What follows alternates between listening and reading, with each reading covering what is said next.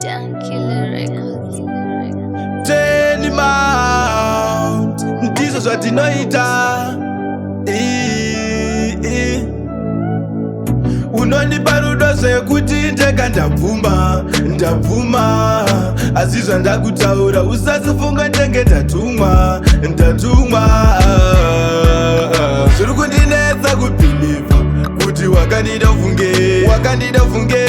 taiti kune vanotiziva kunge vachingori newe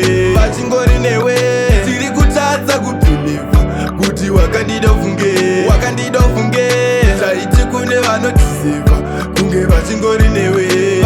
nyanya pae paunonifonera ndichikutiwe bhebhi wangu waswera pae ndinenge ndichitodedera kuvhunduka zvingani zvandakatadza kuita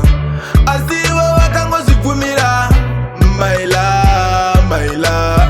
vaimbondishora zvavashamisa kana nenewo bhebhi zviri kundinetsa kubhilivha kuti wakandida ufunge taiti kune vanotiziva kunge vachingori newe tiri kutadza kubhilivha kuti wakandida ufunge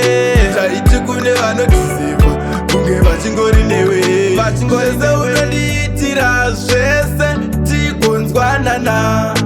asi pakuisa trust paundiremera tafa zvichindishungurudza muhana mukati mubvunzo mukuru uchiti rudo uru nderwemashuwa here kwakangofuma chindiramba fume mangwana oti handichada I'm confused. Zviri kundinetsa kubhilivha kuti wakandida ufunge taiti kune vanotiziva kunge vachingori newe tiri kutadza kubhilivha kuti wakandida ufunge taiti kune vanotiziva kunge vachingori newe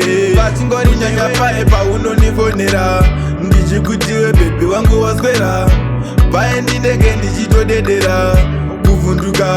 kuvhunduka zvingani zvandakatadza kuita asi ivo vakangozvibvumira maila vaimbondishora zvavashamisa kana nenewo bhebhi